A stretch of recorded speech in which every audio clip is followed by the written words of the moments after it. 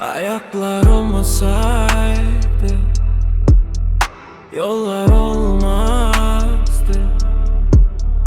Yollar olmasaydı adımlar olmazdı.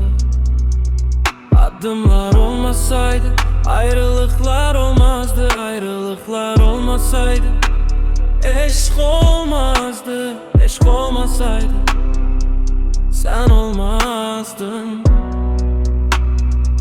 Sen olmasaydın ben olmazdım.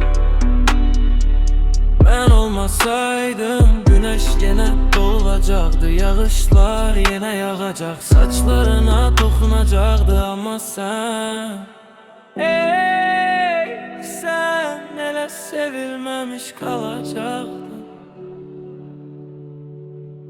Ey sen hele sevilmemiş kalacaktın.